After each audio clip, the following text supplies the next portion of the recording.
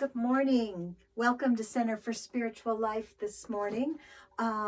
It is Mother's Day, so happy Mother's Day to all of you moms out there. Whatever you're a mom of, happy Mother's Day. I hope you enjoy this beautiful day, and we're honoring you this morning. I'd like to honor you with a few stories that I found.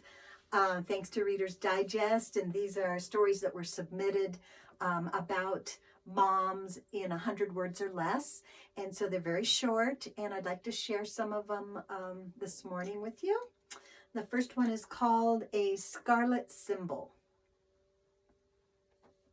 My mother was my best friend. She loved cardinals, the male red ones. When she got sick with pancreatic cancer and knew death was near, she told me to always look for the red cardinals. That would be her. I never paid too much attention to that statement. I was too busy becoming an adult.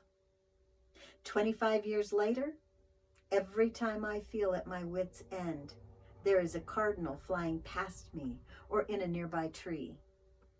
Is it a coincidence? Or my mother, all these years later, letting me know that everything will be okay? I'll take the latter. And this one's called Might As Well Face It. Might as well face it. Coming home from work one day, I found my mom dancing to Robert Palmer's Addicted to Love. I watched enthralled as she moved and sang along, her hips twisting to the beat, big smile plastered on her face.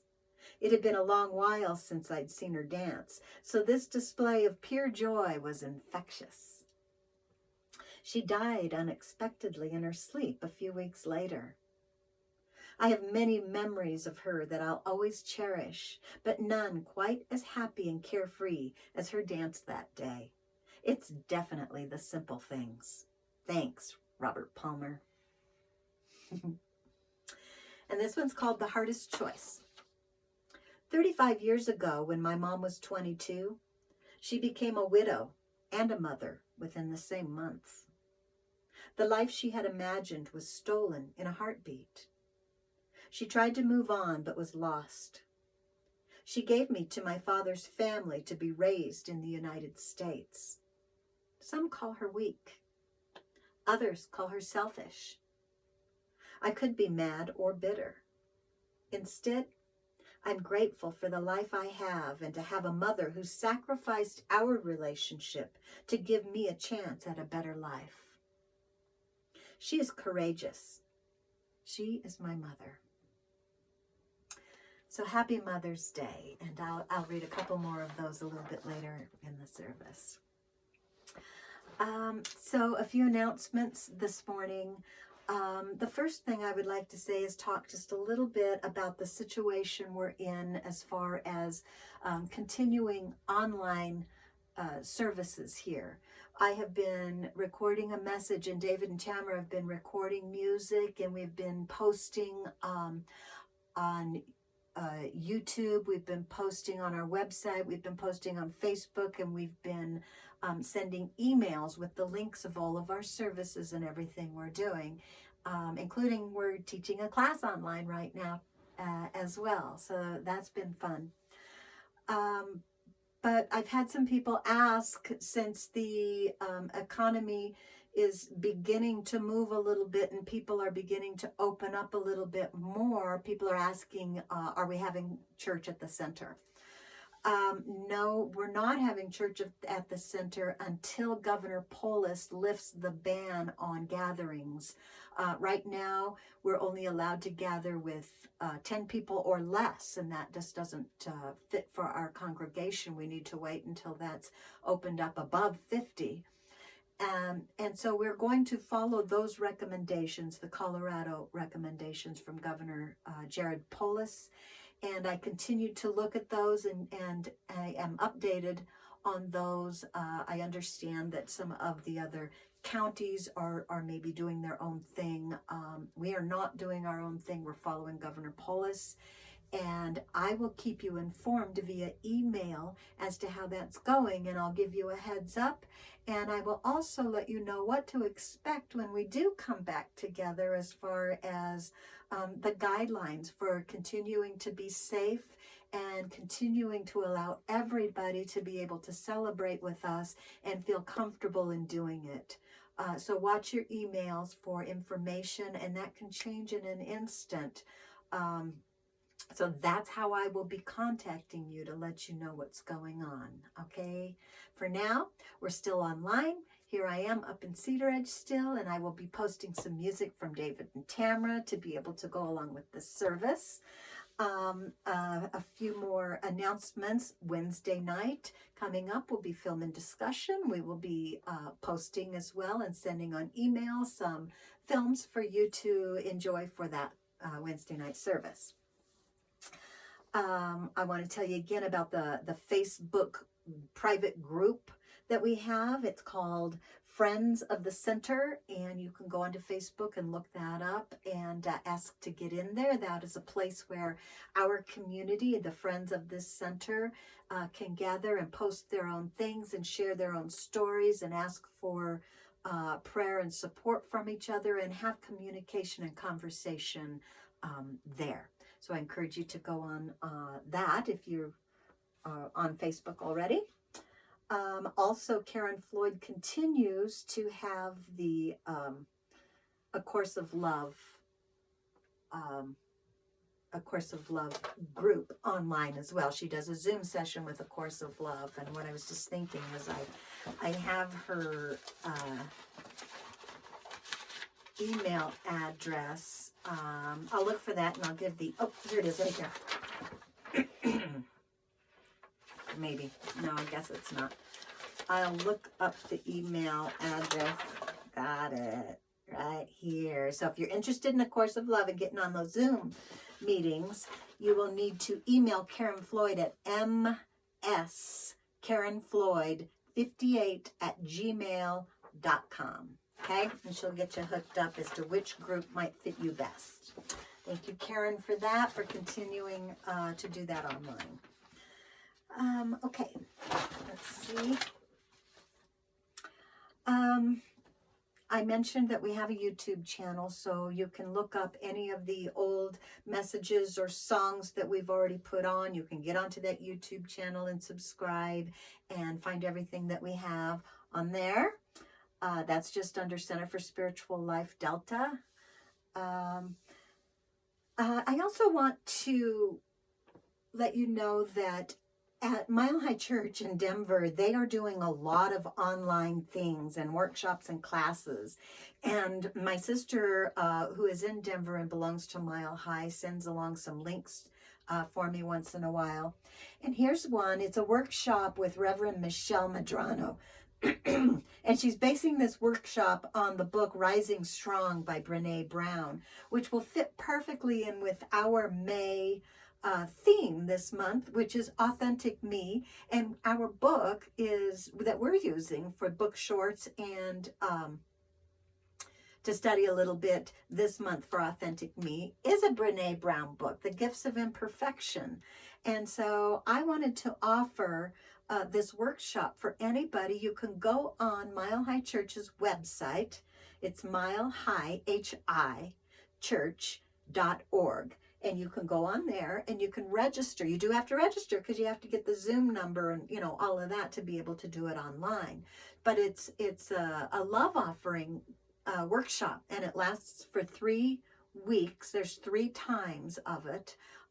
So if you're interested in that, it's just the perfect opportunity to get in on some of these workshops and online classes. So I encourage you to check that one out. Okay.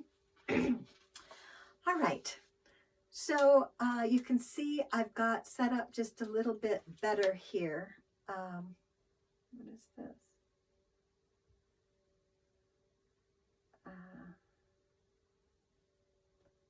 Sorry, I just had something pop up on my computer. You know how computers are. And I'm going to use this in a little bit. Okay, so let's turn the corner here a little bit in our spiritual practice And I would like to read our vision and our mission together. And you'll notice that I have lit a candle here this morning. I have our book. I'm going to be doing a meditation out of the Living the Science of Mind by Ernest Holmes in just a few minutes. And I also have here, see that? Here is our vision. I'll hold it up right here. Oh my goodness. I'll hold it up right here. Can you read that? Okay. So here we are.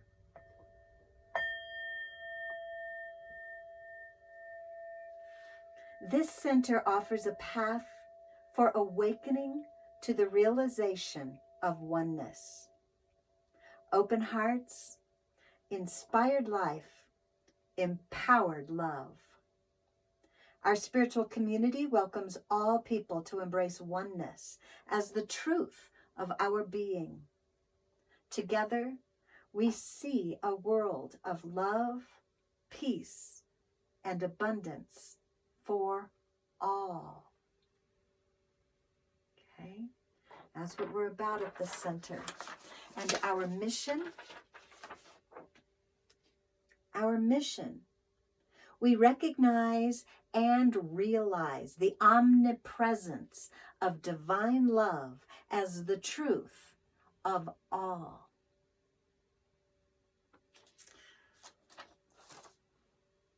All right, so I'd just like to read an opening prayer here, and this is from Ernest Holmes, This Thing Called You. So just settle in as I open up with an affirmative prayer for general well-being by Ernest Holmes. God, Spirit, one divine source, one divine force. It is all there was, is, and yet to be. Knowing God is all there is, I know that I am made of this same divine energy. I am spirit made manifest.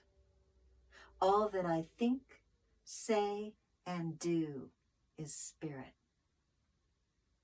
Because we are one, I know that all of creation is made of this same divine, loving energy. Because I am spirit, and spirit is love, I know I am love.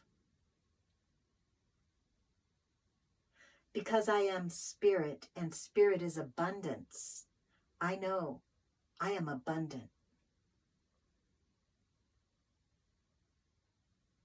Because I am spirit, and spirit is perfect health, I know I am healthy, whole, and complete. Because I am spirit and spirit is peace, I know my life is filled with peace. Because I am spirit and spirit is beautiful, I know, sense, and feel my inner beauty. I give gratitude for this day, for the many blessings in my life, for those I see and for those I don't. I give gratitude for remembering who I am and whose I am. So I release these words into the universe knowing I am truly blessed, and so it is.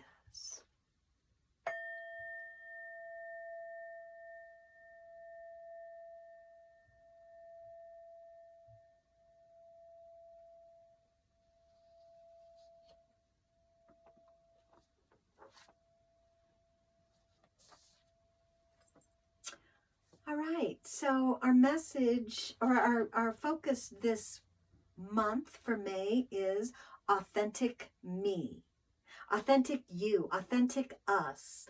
We are learning and studying how to become or how to uncover our authenticity and reveal it to the world. And so I've been sharing some things. One of them is an article on Oprah.com. The article is called The Power of Authenticity. And I'm going to read a little bit of what he says. This author is Mike Robbins, okay? So Mike Robbins says, how often do you not say or do something because you're worried about how it'll be perceived? For most of us, myself included, this happens more often than we'd like to admit.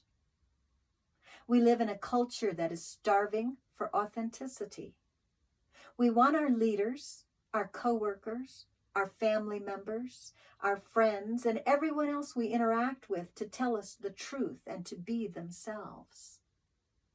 Most importantly, we want to have the personal freedom and confidence to say, do, and be who we really are without worrying so much about how we appear to others and what they might think or say about us. Sadly, however, even though we may say we want to live in a way that is true to our deepest passions, beliefs, and desires, most of us don't. It's not that easy. We've been taught by our parents, teachers, spouses, friends, co-workers, politicians, the media, and others that it's more important to be liked and to fit in than it is to be who we truly are. In addition, many of us assume that who we are is not good enough, and therefore we're constantly trying to fix ourselves, to act like others who we think are better than us. However, as the famous 19th century author and poet Oscar Wilde so brilliantly stated, be yourself. Everyone else is already taken. And so last week we read what it really means to be authentic, and he has 5 key principles. And so the first principle that we talked about last week was know yourself. And so if you'd like to get in on that talk, you can just look up that YouTube and get in on the first principle of know yourself. Okay, this week the second principle is transform your fear. And so I would like to read what he has to say. Again, this is Mike Robbins out of the same article, The Power of Authenticity. And he is talking about transform your fear. Fear is something that we all experience throughout our lives, especially on our journey toward deeper authenticity. Being who we really are, expressing ourselves honestly, being bold, and going for whatever we want in life can cause a great deal of fear in us. I get scared all the time. When I was younger, I thought there was something really wrong with me because I would get so nervous in sports, in social settings, and more. I now understand that everyone else experiences their own version of the same basic fears I have. Being judged, making mistakes, looking bad, failing, disappointing others. It's just part of being human. Boy, can you relate? I can. Many of us run away or hide from our fears because they seem scary, uncomfortable, or embarrassing. We've also erroneously think we shouldn't have them or that we are somehow wrong for feeling scared. However, most things that mean a lot to us in life don't show up without any fear at all. As we strive to live with authenticity, it's inevitable that we'll experience quite a bit of fear along the way. The question isn't whether we experience fear in our lives, because we all do and always will for as long as we live. The more important question for each of us is to ask the more important question for each of us to ask and to answer is, how can I move through my fears in an honest way so they don't stop me from being who I really am and going for what I truly want in life? We're able to transform our fears by admitting, owning, and expressing them, thus allowing us to move through them in an honest and authentic way. Okay? So just a couple of insights or comments or thoughts that I had. the question he asks is, how can I move through my fears in an honest way so they don't stop me from being who I really am and going for what I truly want in life? So he says, admit them, own them, and express them. So I might use my spiritual journal to record my observations of my fears, to help me recognize my fears, to write them down without judgment so I can actually look at them. And when I can see them and look at them and those come out of me and I wrote them down, I can admit them. And then I can own them. And then I can speak them. I can speak them head on, and I can go right into the fear and search it out instead of hiding from it and waiting for it to show up in my life, possibly as a whole set of problems. Okay? So in searching around, I found something else that I would like to share here. And this is called The Opposite of Love is Fear. Okay, and this is, I found this as a blog on the site livehappier.com. Okay, so I'll just read this blog a little bit here. We have all heard the quote, the opposite of love is fear, meaning that when we approach life, we can approach it in one of two ways, from a place of fear or a place of love. As someone who deals with fear facing a lot in my work, I have been thinking about this quote recently. It is a wonderfully simple quote and a hugely complex concept. If you think of your life, every act you engage in, every decision you make comes out of love or fear. So she has an example here. You decide to empty the dishwasher again, acting out of love. Your attitude is peaceful and calm. You love giving back to your family, and even if they might not appreciate it all the time, this is a way you show them how much they mean to you. However, you decide that maybe it is time for your kids to step up and start doing this more so they can learn responsibility and care for themselves. You make a mental note to talk to them about it later. Okay, that was coming from love. Here is acting out of fear. Same thing. You're emptying the dishwasher again. You do it, but you are a little bitter and angry the whole time. Your motivation comes more from getting one up or feeling like a martyr than love. The act looks loving, but buried way down, or maybe not even way down, is fear. You are acting out your fear of not being good enough.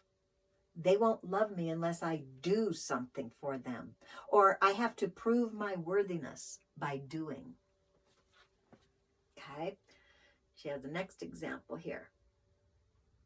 You stay late at work to respond to your boss's last-minute request, which, of course, needed to be done yesterday. Here's acting out of love. You recognize your boss is behind the gun too, from his boss, and although he might not have the best leadership skills, he is doing the best he can with what he has. You offer a silent blessing for him and finish up our work as quickly as possible.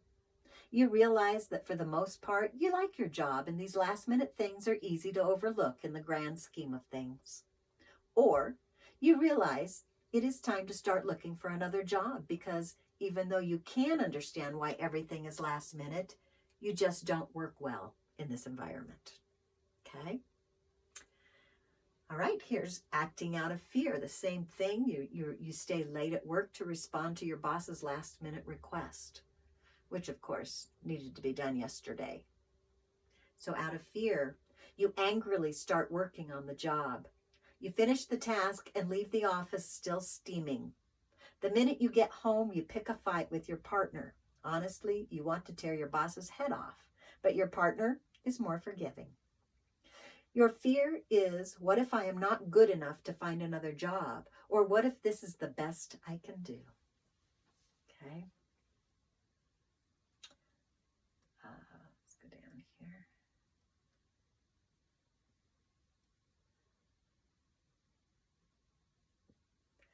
When we act out of love, we are coming from a place of openness and peace. We are more grounded and honest. It doesn't mean we are victims or take rude behavior. It means that we take the time to understand the other person's perspective. Rather than immediately going into blame or resentment, we pull back a bit to get a bigger picture. When we act out of fear, we are closed and shallow. We are in a self-protect mode and therefore tend to lash out at others and ourselves. Fear is a tricky beast. Frequently, our egos don't want us to acknowledge the fear. So our ego throws up the smokescreen of blame and resentment to prevent us from going deeper. Rather than looking at what we might be afraid of at that moment, we immediately blame the other for all of our problems. Bottom line, fears are scary. We don't want to acknowledge them, and it is against our nature to do so. And as we get in the habit of being honest with ourselves and living from a place of love and not fear, life becomes so much easier and happier. Carrying around all that bitterness and resentment is wearing and exhausting. So for today, as you approach the decisions of your life, ask yourself, am I acting from a place of fear or love? If the answer is fear, dig a little deeper and ask yourself, what am I really afraid of here? And then give yourself some loving support around that fear. Fears are normal. Unacknowledged fear is toxic.